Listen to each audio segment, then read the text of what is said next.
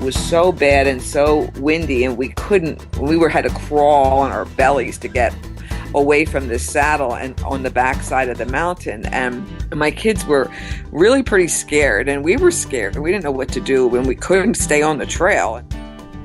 Episode 393, Through Hiking with the Entire Family. You're listening to the Adventure Sports Podcast, brought to you by 180 Tech. We talk with adventurers from around the globe to bring you the inspiration and motivation you need to get started in the outdoors or to keep you moving if you're already there. This episode is brought to you in part by Kind. Kind makes delicious, healthy snacks using whole ingredients. If you guys haven't tried it yet, their pressed bars by Kind are the best in my opinion. Go try the mango apple chia. It's awesome. We've got a special offer for you guys to try 20 Kind snacks with their new snack pack. You can enjoy 50% off and free shipping on your first snack pack when you subscribe to it through Snack Club, which is Kind's monthly snacks subscription service. Go to kindsnacks.com/sports for more details. That's kindsnacks.com/sports to learn more and to subscribe to the snack pack.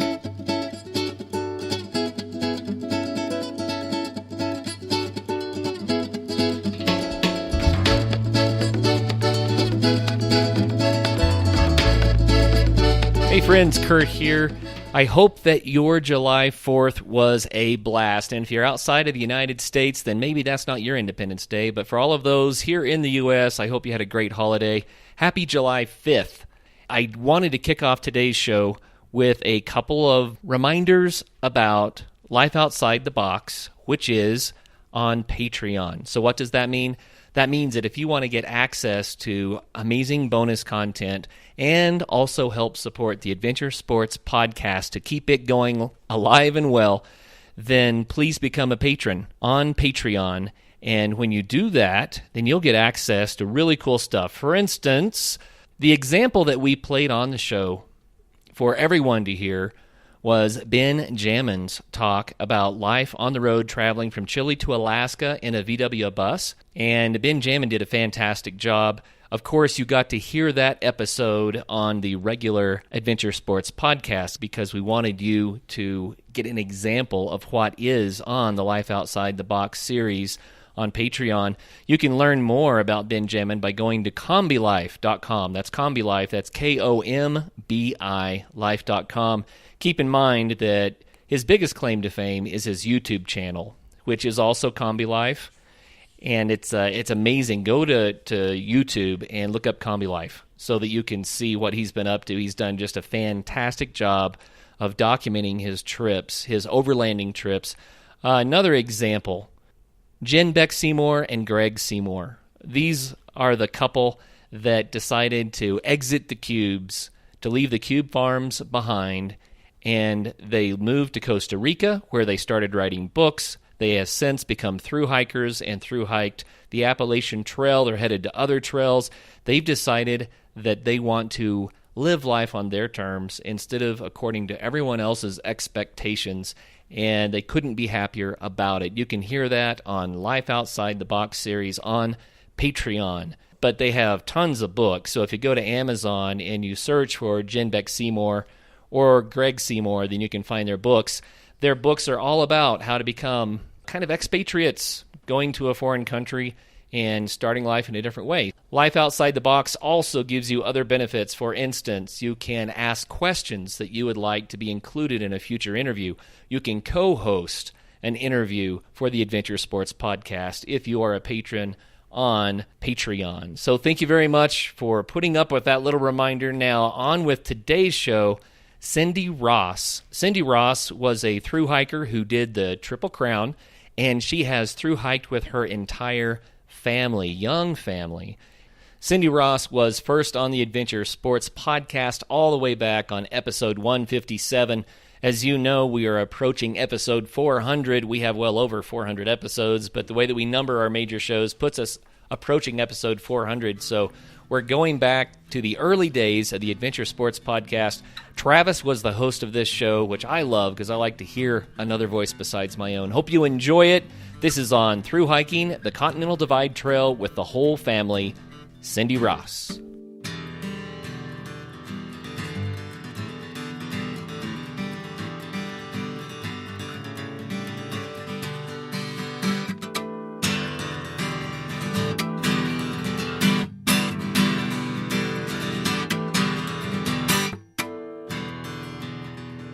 All right, thanks for tuning in to another episode of the Adventure Sports Podcast. This is Travis.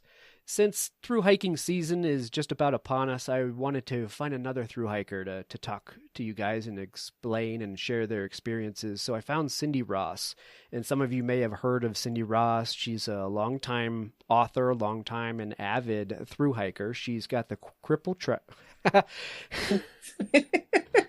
She has a triple crown, which means she's completed all three of the Appalachian Trail, the Continental Divide Trail, and the Pacific Crest Trail. The neat thing about it is she's written books on each one of them. When she did the Appalachian Trail, she did it as a solo woman hiker, which is impressive in and of itself. And then she did the Pacific Crest Trail with her husband. And then the craziest thing is she decided with her husband to do the Continental Divide Trail with their two young children. And we're going to get into that a little bit because, one, it's near and dear to our hearts, the Continental Divide Trail.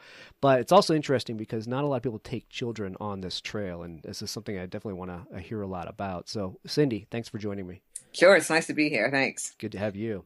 So let's get into your background a little bit before we get into the more current stuff. The Appalachian Trail. What spurred you to go tackle this one as a single woman? I joined our local hiking club when I was 15. I had a boyfriend back then when I was young, and we didn't have a lot of money, of course. So we used to hike and walk, and even at night, in the evenings, that we had dates where we walked. And so I fell in love with that whole sport. And I joined our local hiking club. You didn't even need to know how to drive. And we were up on the Appalachian Trail in Pennsylvania. And I was 15 and I saw my first thru hiker. And he didn't have a lot of time to talk to us. He was on his way, of course, to Maine. And I just remember was just completely fascinated with what he was doing. And back then at 15, that's all it took was to plant that seed that someday that's what I wanted to do, was to hike that trail. And I didn't do it till I was 24, and I was in art school in Philadelphia and decided to take some time off because I felt like I was dying a little bit, my spirit, living in a high-rise in Rittenhouse Square in Philadelphia, and went off to hike the Appalachian Trail when I was 24, but broke my foot and had to end up doing it in two halves. Oh, no. Back then I was a painter. My formal background is fine arts painting, and I've illustrated 4 of my 6 books. But my first book, A Woman's Journey, is all hand calligraphy with 125 drawings. So I was still thinking I was an artist only back then when I did that book and did that trail. Now, did you do the AT going northbound or southbound? Northbound. Okay. So how was that? What was some of your experiences from the AT? Well, I had a friend who he did the Myers-Briggs personality test for years with the thru hikers because I belong and started the Appalachian Long Distance Hikers Association, and we have 600-800 members, something like that. And he used to test all of us to see what we were, and 99% of most thru hikers, long distance hikers, are introverts, and I wasn't, and I'm not. I am definitely an extrovert. So.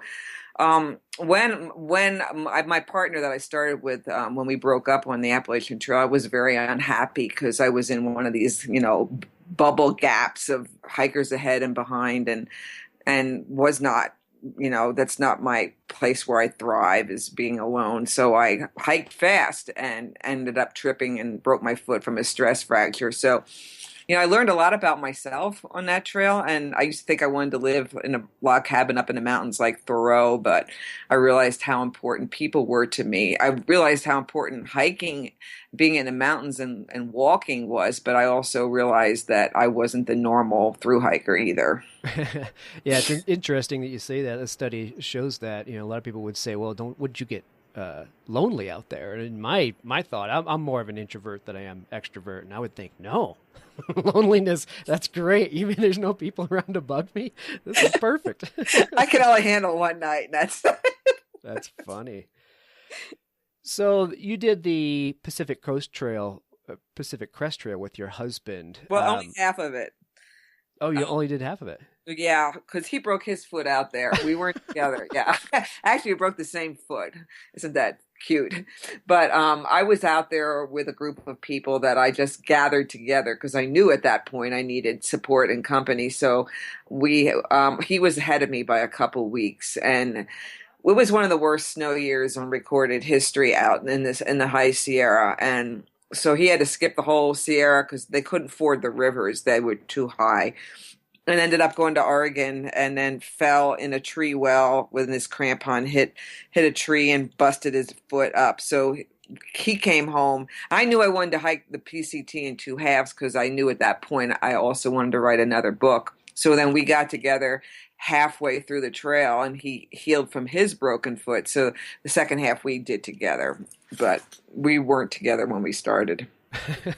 Well, you people are either clumsy or you just make through hiking sound Oh, extremely dangerous. Oh no, you bust stuff up all the time. That's funny.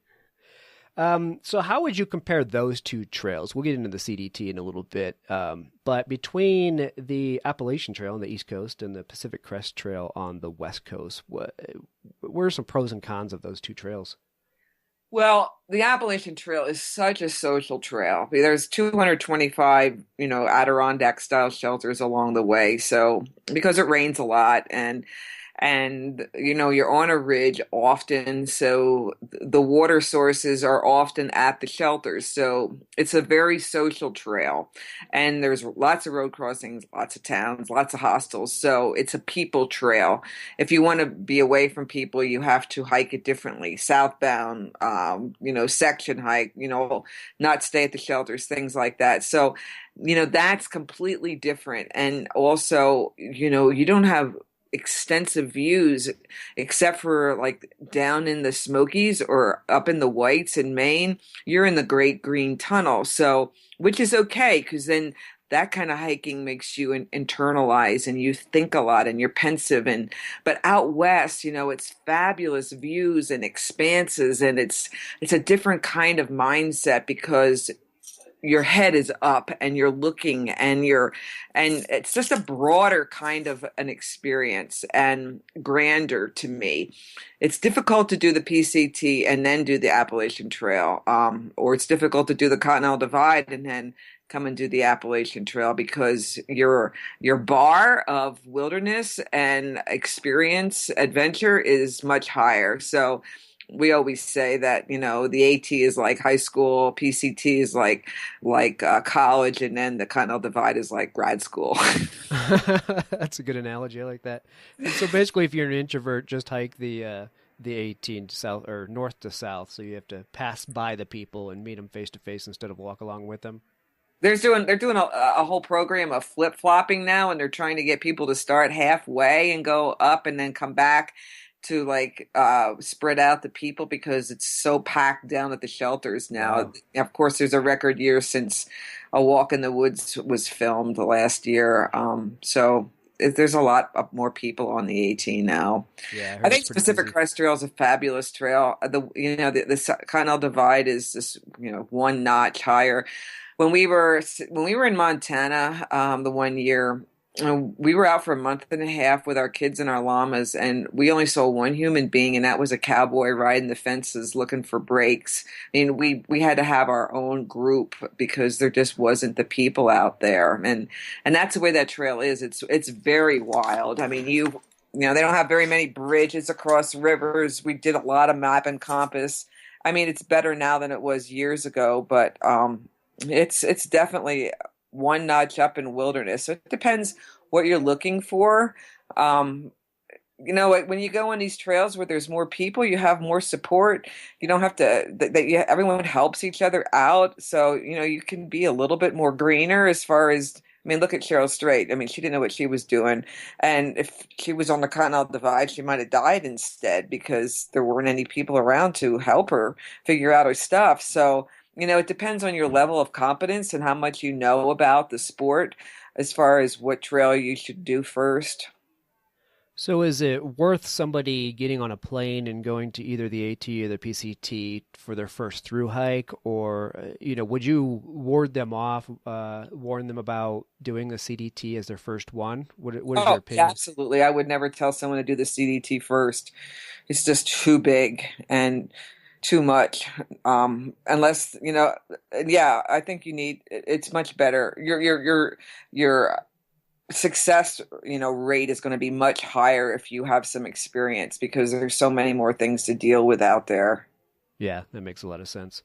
So let's talk about the CDT then. You, as if you hadn't punished yourself enough with the PCT and the AT, you decided to take the whole family on the CDT, which must have been a wonderful experience. But I'm just thinking, that's a good long, 5-6 months Well, no, every day. We had to do it in 5 years, Travis. We that's right. could only do 500 miles a summer because we could only hike in July and August because that's when there wasn't any snow in the high country, except for New Mexico. You're pretty much in the mountains the whole trail. So we only had a window of 2 months. So we only got 500 miles done every summer. We started when the kids were 1 and 3. We had 100 cloth diapers with us. So for 5 years we went out, and our kids spent their formative years of their lives growing up in the Rockies and hiking and llama packing. So, we only did 500 miles this summer, which was enough for us. Yeah, exactly. Yeah, I forgot you had done it in segments, but still, even doing 500, with children along, because there's a lot of things that come up. Children aren't exactly as open to doing these things as you are when they're little kids. I know what it's like trying to get my youngest daughter out on the trail. And our kids, our kids were thrilled to death.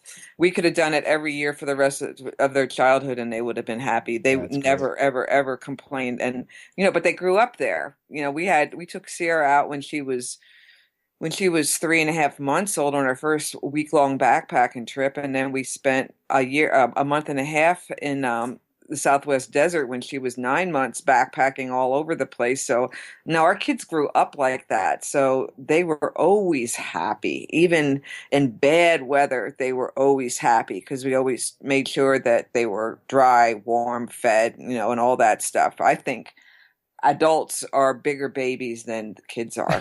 That's probably true. Well, my son would go out there anytime I would want him to go out. But my daughter, she's not so much. She's more about dance and that kind of stuff. Hey, ASP listeners, have you ever tried a Kind bar? You may have seen them in your local grocery store, coffee shop, or gym. They make delicious, healthy snacks using whole ingredients. Well, if you're ready to try some tasty and healthy snacks, we've got a special deal for you. Try 20 Kind snacks from 7 of their unique product lines with their new snack pack. You can enjoy 50% off and free shipping on your first snack pack when you subscribe to it through their Snack Club. Snack Club is Kind's monthly snack subscription service. Go to kindsnacks.com/sports for more details on that. I love their pressed bars like the mango apple chia bars, or I pretty much guarantee you're going to love their breakfast bars first thing in the morning when you climb out of that hammock. So take a minute and see what they're creating over at kindsnacks.com/sports and get your 50% off plus free shipping on your first order. That's kindsnacks.com/sports. By now you certainly know who Bent Gate is. That's for a great reason. Bent Gate Mountaineering has been sponsoring the Adventure Sports Podcast almost from the beginning, and we really appreciate that. They've made it possible for all the great shows to continue coming your way. We want to say thanks by reminding you to go to them for your backcountry gear. If you live in Colorado, then just stop by their store in Golden. If not, go to bentgate.com. They have what you need, from the latest ultralight gear to the tried and true classics for climbing, hiking, and camping, like Arc'teryx, Hilleberg, Nemo, Western Mountaineering, and many more. Need advice? They have you covered there too. Their staff are passionate adventurers who can offer help from their own experiences. Bentgate also hosts lots of events and speakers. Check out their website to see the schedule and to see all of their products. Help take care of the Adventure Sports Podcast by getting your gear from Bentgate Mountaineering.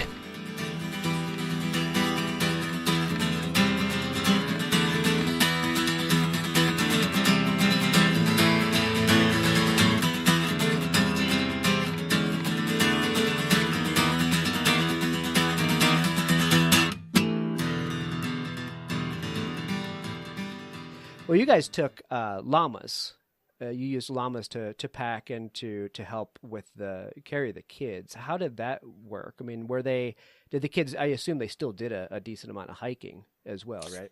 Well, it was interesting because we have two different kinds of kids. And when my son was only like 3, that year. He was just very naughty, and he would get into camp and he would take the tent poles and poke them in the side of the llamas and try to throw rocks on. And and he wasn't a naughty kid, but we couldn't understand what was going on. And here he just did not want to ride. He wanted to walk. And I go, son, we are doing 10 to 12 miles a day and you are 3 and 4, can you do a 2 mile an hour pace? And this child did. He hiked 2.5 miles and 2.5 miles an hour and never was naughty again after that. And my daughter, she only got her butt off her llama when she had to. Like the hardest, steepest passes, we made them get off and walk. And then up top, of course, they always wanted to get off because they loved hiking up top and coming down over a pass. But my daughter and I went on to do some longer distance horseback riding then because she just loved to ride. Now she loves to hike now and did the Colorado Trail last year with her fiance when he proposed to her on Coney Summit at the high point of the Colorado Trail. But my son back then just wanted to walk and didn't matter how little he was. So I forgot how I got off. What was the question that you asked me? Oh, just about how much they actually rode the llamas versus hiking. Bryce rode as least as possible, only ready for drop over exhaustion would he get up there. And Sierra didn't get off unless we made her. So it was wonderful for them to ride when they needed to, but at that age you can't make kids do 10, 12 miles a day and over again and have them be happy. So the llamas are wonderful. Plus, we carried a lot of food. We had up to 16-day stretches that we didn't have to resupply because we had llamas. So that was very nice. And when we first started and Bryce was 1, we had 100 cloth diapers. There's no way we could have carried that. So we needed the llamas. Yeah, I was going to ask how you managed that and how much you could carry, because most people will have drops, mail drops sent to stage along the way. So you guys were able to extend mail drops. it.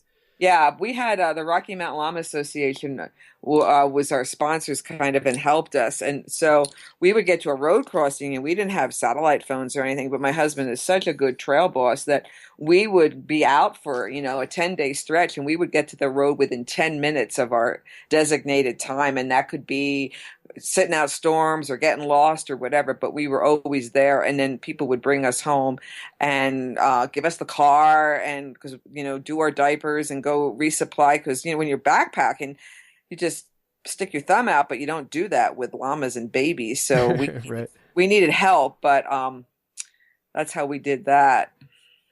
Let's talk about some of the things you experienced. One of the things we like to hear about is just really, truly amazing times that just really cinched it for you.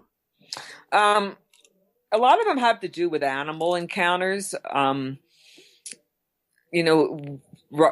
Encountering huge herds of elk that would thunder by. And because we had llamas, Travis, they're keen hearing and sight. They would see game way ahead of our ability to. So we got to see a lot of animals because of them.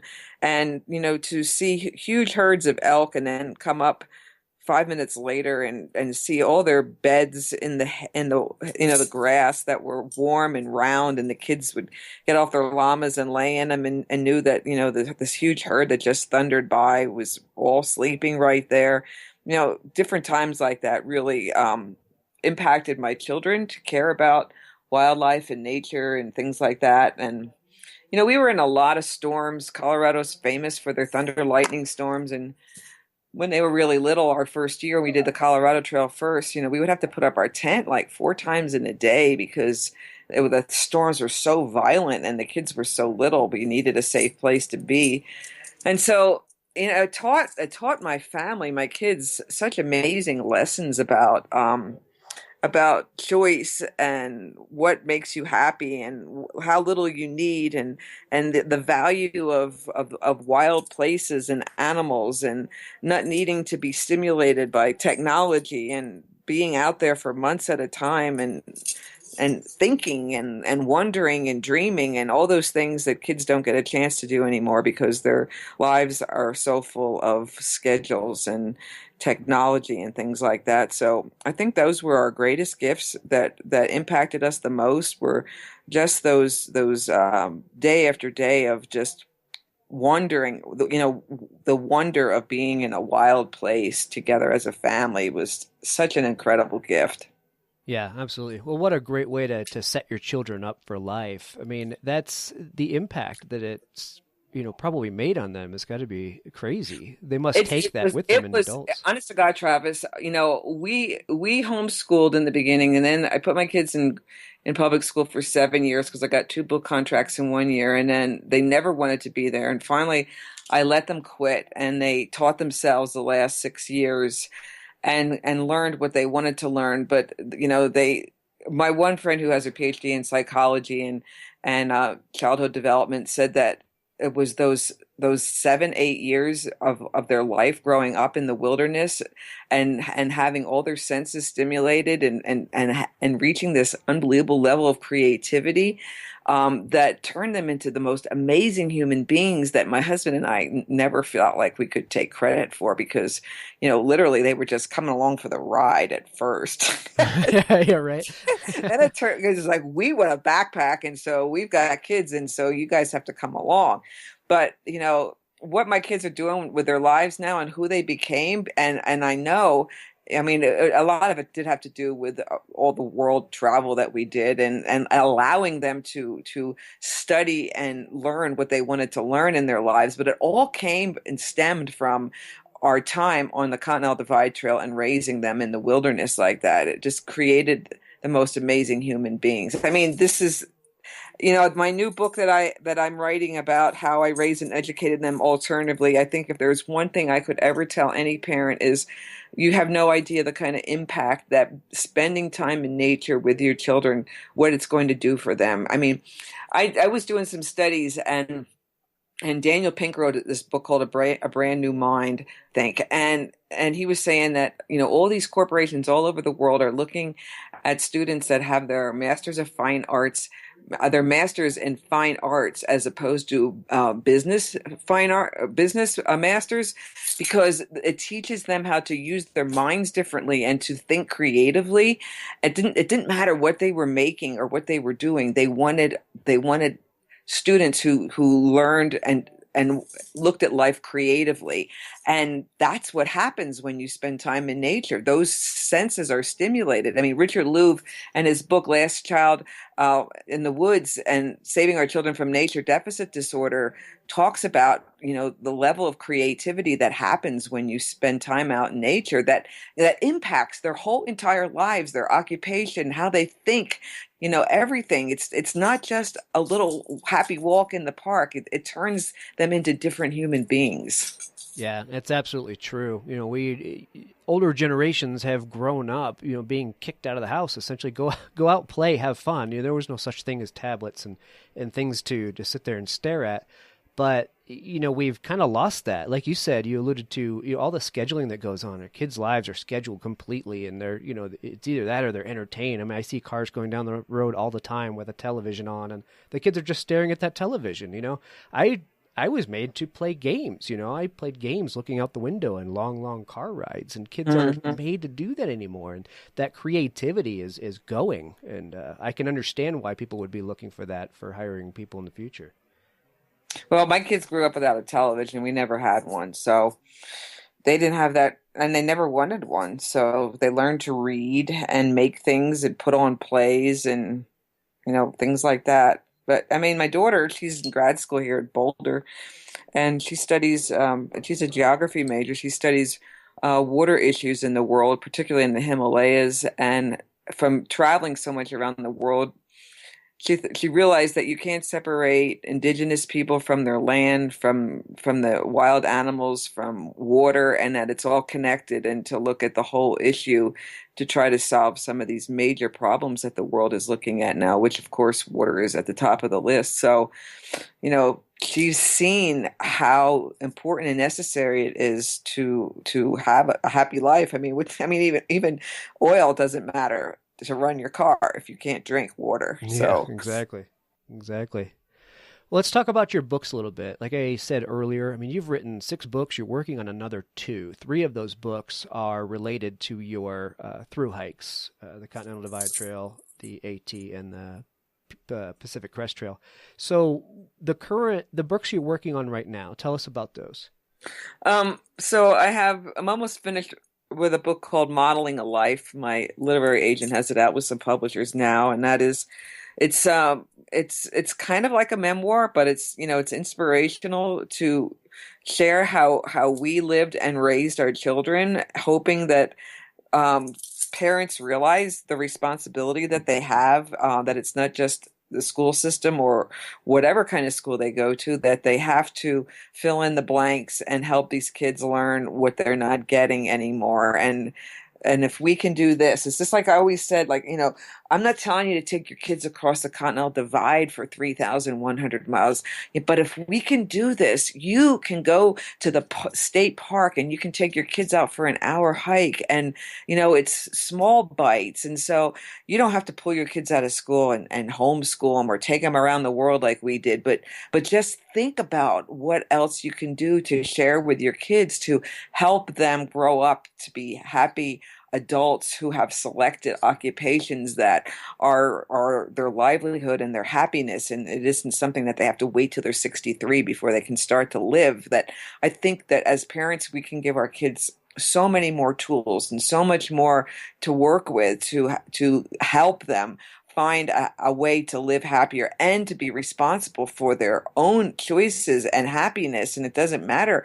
In America, that's one of the wonderful things, that you can rise up from wherever you are. There's a million programs to help you create the life that you want and the occupation that you want. And I think parents need to become inspired and take back the reins to contribute more to their children's education. So that's pretty much what the book is about. It's our lives and how we raised our kids, but it's just like all my other narratives.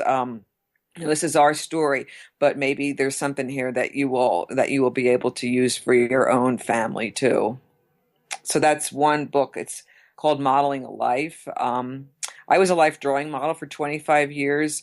And so each 4 sections of the book, 4 sections of raising my kids, it takes place on the modeling stand in the life drawing class. And so I'm kind of like exposed my feelings and my thoughts as a parent.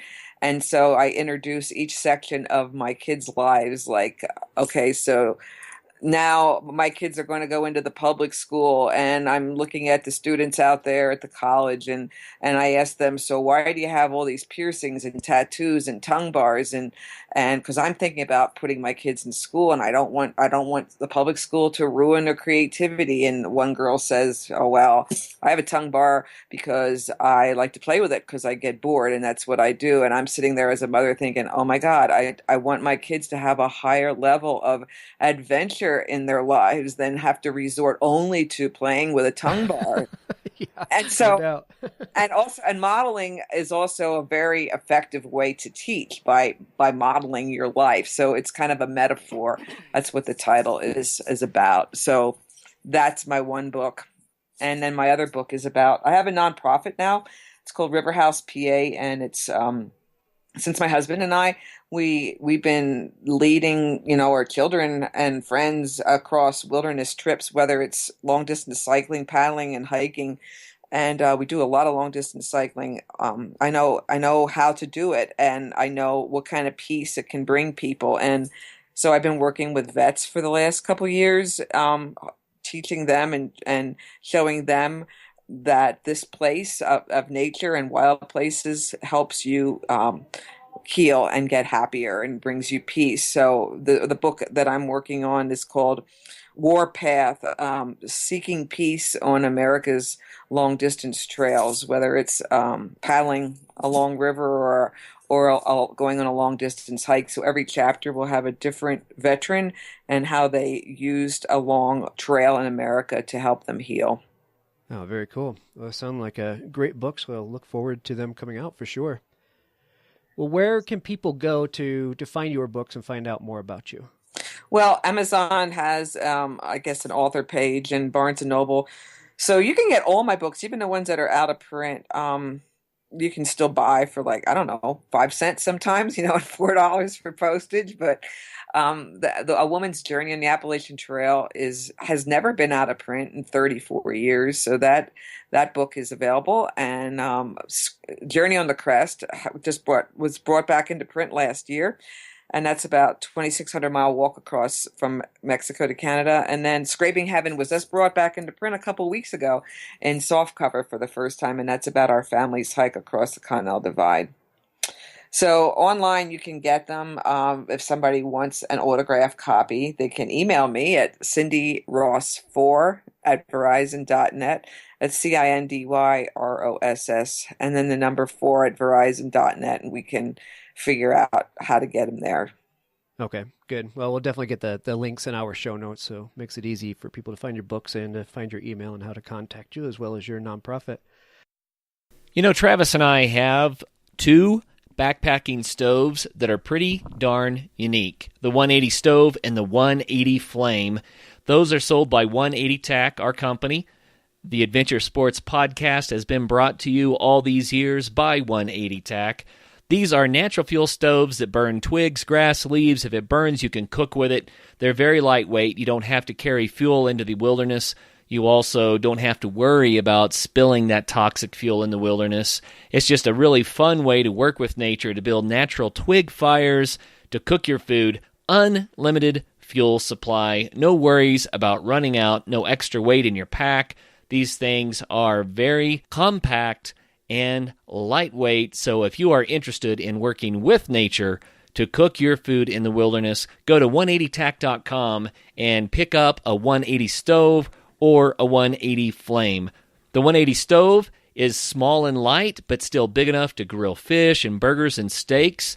The 180 flame is a personal-sized stove. It is even smaller and lighter. It is excellent for boiling water and cooking anything that'll fit in one pot at a time. These stoves make the best natural solution for your cooking needs. So get over to 180tack.com and check them out.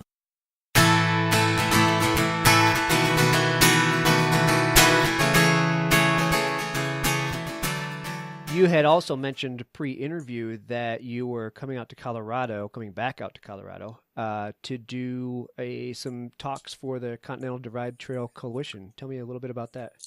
Yeah, Teresa Martinez, the CEO of the Continental Divide Trail Coalition. The Continental Divide's having a big birthday, so I'm coming out, I think like May 21st, 22nd, 20th, something like that. And we're looking for opportunities to speak in the Golden, Boulder, Denver area. I have a multimedia little presentation about all three hikes and, what it's like to be a Triple Crown hiker, what it's like to have your family out there, what it's like to be a veteran. Like, I have so many things I can share about hiking and healing and happiness and everything like that. So the Continental Divide Trail Coalition will be posting on their website and information about where I'll be speaking that weekend. But my husband and I are also going to be doing the Great Divide Mountain Bike Trail this summer too.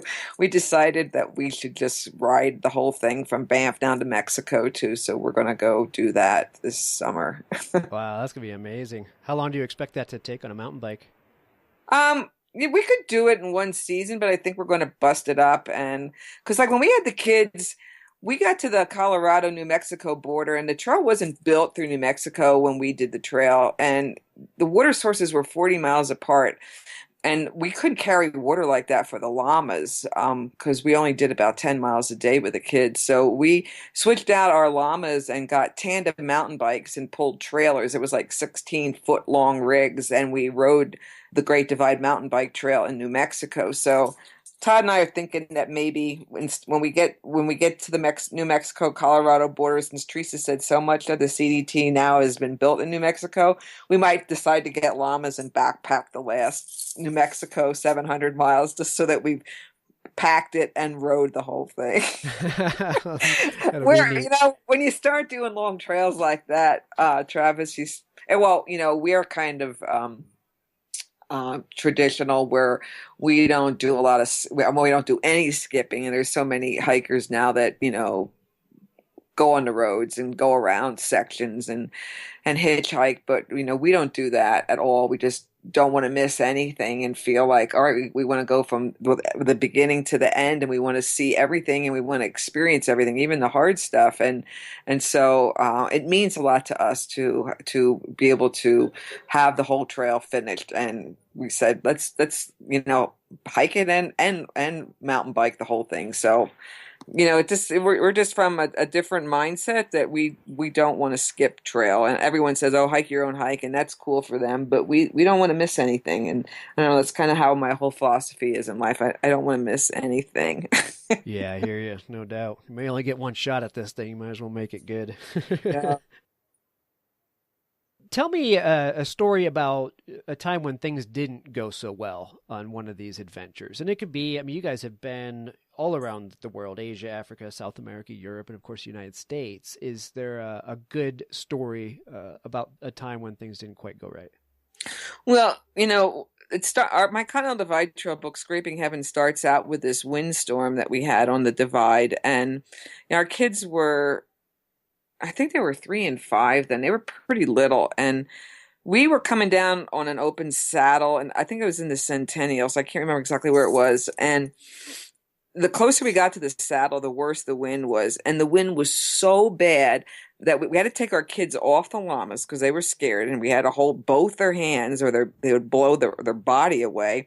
But it blew their saddles off of the llamas so that they're cinched tight like a horse saddle, but it blew them off so that they were dangling underneath their bellies and making them freak out. And Sarah and I were flat on the ground, screaming for help because it blew us completely horizontal, and my husband couldn't even hear us. It was so bad and so windy, and we had to crawl on our bellies to get away from this saddle and on the backside of the mountain. And my kids were really pretty scared, and we were scared. We didn't know what to do when we couldn't stay on the trail, and the mountains were steep and everything. And we were raised Catholic, but we were having some issues with spirituality, and we felt God more out on the trail than we did in church and things like that. And so the kids said, let's say a prayer. And all of a sudden, this double rainbow came out as soon as they said a prayer that we would be safe. And we ended up figuring out how to crawl around the backside of this mountain. And, after that, my daughter, who was 5, she said, why are we going to church when every time we go, we had this priest that kind of preached hell and damnation and sin. And we had just gotten back from the trail that year after this windstorm incident. And Sierra said, why do we go to church when every time we go, we feel worse than when we went? And it's like, yeah, because she's thinking about how she felt safe and spiritual and close to some higher being out there when she was scared out of her mind. And so we decided to go to a Unitarian church, which was a little broad-minded for kind of fit our style after hiking the CDT. But that windstorm, completely changed how my kids felt about fear and getting in a situation where they felt like, they were alone and they needed some kind of, a higher spirit to help them through it. And like I said, we're not real religious people. I tend to feel like, being out in the wilderness and reading a lot of Native American, beliefs about the Great Spirit and stuff. And my daughter's husband is a Buddhist, and they spend a lot of time up in the Himalayas, and really, it doesn't matter to me what you believe in. It's just, try to believe in something that makes your life matter, and whether it's love or whatever you want to call it. And so I think that windstorm changed how we felt about organized religion and where spirit really is. And I think it to us, it is out in the mountains in the wilderness. And so I think that was probably one of the most impacting moments of our whole, experience on the trail for my children too. Yeah, I'll bet. What a neat thing for them to experience and to give some thought about while they're hiking that trail. Yeah. They're so smart, little kids are so smart. They just cut to the chase and say, "Why are we doing this?" It's like I looked at my husband and said, "Yes, why are we doing this?" Good question. We'll get 5 years back old to you is on why is that. the honor here. That's funny. Listen to those babes. They know what they're talking about. Right. So you have quite a bit of experience as an author. I wanted to dive in just a little bit about maybe some tips and tricks or advice for inspiring authors from somebody that's accomplished and has quite a bit of writing out there. Well, it's interesting, Travis, because everybody can get a book published now, and everybody that does any kind of journey is like everyone wants to write a book, and everybody practically does write a book, which is fine, because it's a wonderful thing to have a book in your hand of what you wrote, but I think for anybody to read what you wrote, I mean, the reason I write is to be a communicator and to share with people my story and what impacts me so that we can build bridges between people and we can know that we're not alone with this kind of feeling and thought. Like I have a blog that I write. It's called CindyRossTraveler.com. And, I write a lot about life and my family and my friends and experiences. And I write a lot of personal stuff, but I want people to know that they're not alone out there. And so I think to be a successful writer, and not just a writer, because, a writer is just one who writes. So, it isn't that hard to be a writer. But if you're really in love with sharing and communicating in the written word and expressing yourself, the more you read and the more you write, you're going to get better at it. And I'm happy when people read my stuff and read my blogs, but I blog for practice because I want to make that bridge between myself and my stories and my life and have people read it so that we can connect, because that's all there is really, is connection and people connecting to each other. I mean, that's all relationships are, and that's what writers want to do. Doesn't matter if you're incredibly introverted, and you still, as a writer, your goal is to communicate and to share. And so if you want to be a good writer and you want people to read your stuff, then you have to write and you have to read and you'll get good at it. And my background is fine arts painting, and I had one writing class and got a C in college and never really planned to be a writer, but I absolutely adore it. And I'm also still a painter, but yeah, anybody can write a book, but can you write a good book? And a good book is a book that someone's going to want to read and changes and impacts their life and inspires them. And to me, that's the most wonderful thing in the world, is to be able to do that. And I feel incredible gratitude to have a lifestyle where I can be a writer and share and have people tell me that, especially with, being a parent and taking my kids out there, I feel like I have so much to offer, whether it's parents or veterans or whatever, that after all these years of being out there and experiencing these things, I know it works, and I want people to go out there and to use it as their sanctuary and be able to come back in normal life and function, because they go out there and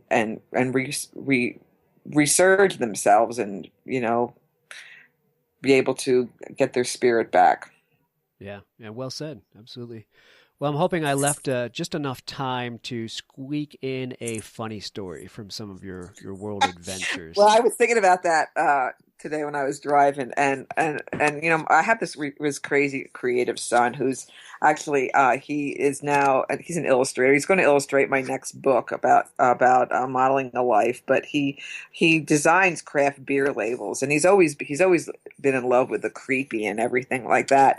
But when we were on the trail, he was really young. I guess he was 4 or something like that. And I was writing in my journal, and we were in camp, and I was stirring supper, and and he's saying, "Oh, I'm bringing these bones out, Mom. I got my magic markers, and I'm going to make figures and faces. I'm going to put on a puppet show for everybody." And he's especially like, like the big pelvic girdle bone. It's a wide, expansive piece of bone so that you can put a lot of drawings on. So it's like, all right, son, whatever, and we're dragging out these bones and he's drawing on them.